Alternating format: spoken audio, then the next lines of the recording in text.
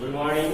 हम लोग पढ़ रहे थे इकाई 2 कृषि, जिसमें हम लोग पिछले वीडियो में दलहन के बारे में जाना, कौन कौन सी दालों की किस्में हमारे यहाँ पाई जाती हैं और किस किस क्षेत्रों में उसका उत्पादन होता है। अब उसके बाद है हमारे देश में तिलहन का उत्पादन, यानी जिस फसलों से जिस अन्न से तेल निकाला जाता है, खाद्य तेल जो होते हैं, सरसों तेल या लगाने वाला जो भी तेल है, तो ये तेल किस खाद्यान्न से आता है और कौन कौन से होते हैं, कहाँ कहाँ इसको किस क्षेत्र में, भारत के किस क्षेत्र में इसकी सबसे अधिक उत्पादकता बढ़ाई जाती है या सबसे अधिक उत्पादन होता है। भारत तिलहन के उत्पादन में विश्व में सबसे पहले स्थान पर बना हुआ है, यानी भारत तेल के उत्पादन में या तिलहन अनाज के उत्पादन में सबसे अग्रणी देश है। देश के कुल कृषिगत उत्पादन में तिलहन का प्रतिशत 12 है, यानी भारत के कुल कृषि योग्य भूमि पर 12% भूमि पर आपको तिलहन की खेती की जाती है, तिलहन का उत्पादन किया जाता है। तो 12% एक बहुत बड़ा भूभाग हुआ कुल भूमि का भारत का, जिस पर तिलहन का उत्पादन किया जाता है। और यहाँ पर कई प्रकार की तिलहन की फसलें उगाई जाती है इन क्षेत्रों में। इनसे निकाले गए तेल हमारे भोजन का मुख्य अंग है, हमारे भोजन का मुख्य पदार्थ है तेल, जिससे हमारा भोजन तैयार होता है। तथा कुछ औद्योगिक रूप में कच्चा माल के भी इनसे प्राप्त होता है, यानी कुछ उद्योगों के लिए कुछ ऐसे उद्योग हैं जिनके लिए कच्चा माल भी आपको इनसे प्राप्त होता है। हमारे यहाँ मूंगफली, सरसों, नारियल, तिल, सोयाबीन, अरंडी, बिनौला, अलसी और सूरजमुखी आदि भारत में उगाई जाने वाले महत्वपूर्ण तिलहन फसल है। इतने सारे फसल हमारे यहाँ भारत के हर क्षेत्र में आपको तिलहन के फसलों का उत्पादन किया जाता है। कुछ तेल के बीजों को साबुन, प्रसाधन और उबटन आदि में प्रयोग किया जाता है, यानी कुछ तिलहन फसलें ऐसी हैं जिसके बीजों को आपको, जैसे मैंने बताया था, उद्योगों के रूप में, तो उसमें साबुन और प्रसाधन के माने यानी सौंदर्य जो आता है उसमें आपको उसका यूज किया जाता है। तो इससे ये समझ में आता है कि तिलहन हमारे भोजन का मुख्य अंग तो है, लेकिन इसके बावजूद भी वो उद्योगों के लिए भी कारगर है। अब आता है मूंगफली आपको एक खरीफ फसल है, और ये भारत में जो विश्व में भारत जो है मूंगफली के उत्पादन में दूसरा सबसे बड़ा राज्य है, यानी भारत में मूंगफली का सबसे अधिक उत्पादन किया जाता है।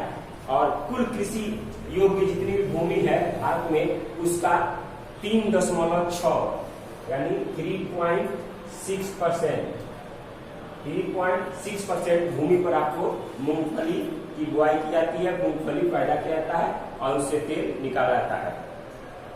उसके बाद है सरसों में कई प्रकार के वो पाए जाते हैं, उसकी फसलों में किस्में हैं, प्रकार हैं। सरसों में अलग अलग प्रकार के सरसों यहाँ पर पाई जाती हैं, और सरसों तिलहन का सबसे प्रमुख अन्य है, तिलहन का प्रमुख प्रकार है, जिसमें आपको राई, सरसों, तोड़ा, तारामीरा आदि तिलहन शामिल है। कितने प्रकार के तिलहन आपको बोया जाता है, पैदा किया जाता है और उससे तेल निकाला जाता है।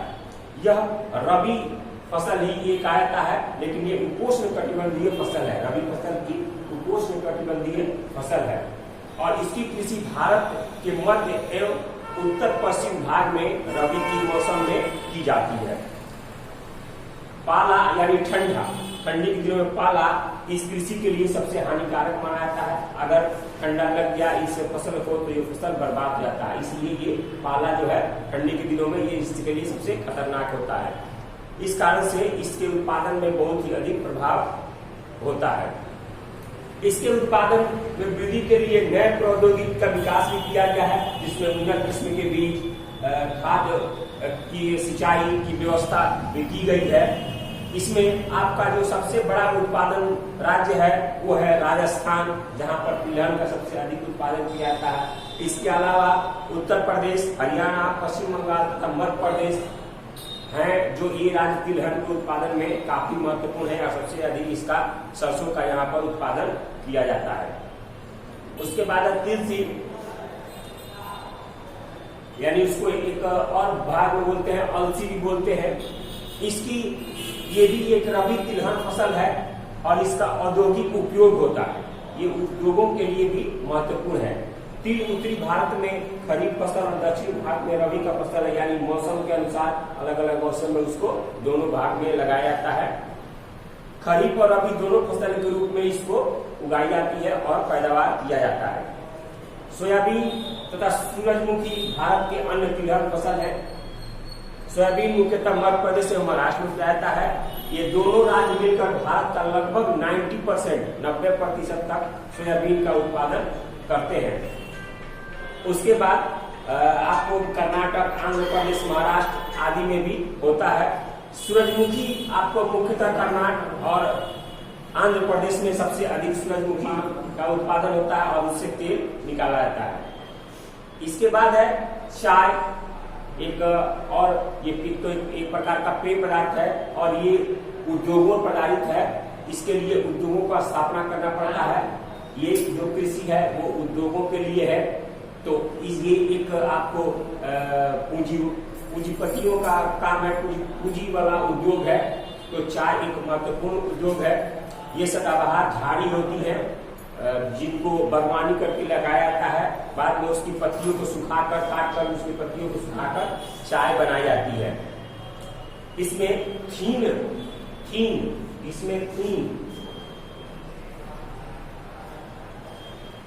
थीन नामक एक पदार्थ होता है।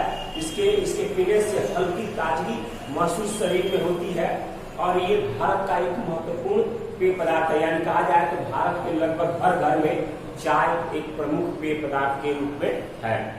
सर्वप्रथम अंग्रेजों द्वारा इसकी कृषि को ब्रह्मपुत्र घाटी में 1840 में आरंभ किया गया था और ये प्रदेश आज भी देश का चाय का प्रमुख उत्पादक केंद्र है। चाय उष्ण तथा उपोष्णकटिबंधीय पौधा है जिसके लिए 25 डिग्री से 3 डिग्री तापमान आवश्यक है और 200 से 250 सेंटीमीटर वर्षा आवश्यक है। यानी इसके लिए बारिश बहुत ही महत्वपूर्ण है और ये बारिश के मौसम में होता है। झाड़ियों की सफाई और कटाई के लिए काफी मानव श्रम की आवश्यकता होती है, यानी काफी इसमें श्रमिक लगते हैं जिससे झाड़ियों की सफाई हो सके या उसकी पत्तियों को तोड़ के लाया जा सके और फिर मशीनों के द्वारा उसको चाय पत्ती के रूप में विकसित किया जा सके। चाय पत्तियों को ताजगी के लिए हमेशा उसके बगान को संशोधित किया जाता है, हमेशा उसको बगान को देखभाल किया जाता है ताकि उसके जो पत्ते हैं वो ताजगी उसमें बनी रहे। इसके उत्पादन में प्रमुख असम की ब्रह्मपुत्र एवं सूरज घाटी, पश्चिम बंगाल में दार्जिलिंग एवं जलपाईगुड़ी की पहाड़ियां, तमिलनाडु में नीलगिरी की पहाड़ियां, हिमाचल प्रदेश, उत्तराखंड, मेघालय, त्रिपुरा, आंध्र प्रदेश आदि राज्य है। चूंकि ये पहाड़ी इलाकों है, पहाड़ी इलाकों पर इसको बागवानी करके चाय का उत्पादन किया जाता है और यहाँ अधिक से अधिक बारिश की भी संभावना रहती है। भारत विश्व का अग्रणी चाय उत्पादक एवं निर्यातक देश है, यानी भारत विश्व में चाय का बहुत ही अधिक मात्रा में उत्पादन करता है और ये निर्यात भी करता है, दूसरे देशों को बेचता भी है, जिससे कि भारत की राष्ट्रीय आय में भी वृद्धि होती है, विदेशी आय में भी वृद्धि होती है। तो ये था आज के लिए तिलहन और चाय के मुख्य। आज के लिए इतना ही। अगले वीडियो में हम और अगले कुछ फसलों के बारे में जानेंगे, समझेंगे। आज के लिए इतना ही। धन्यवाद।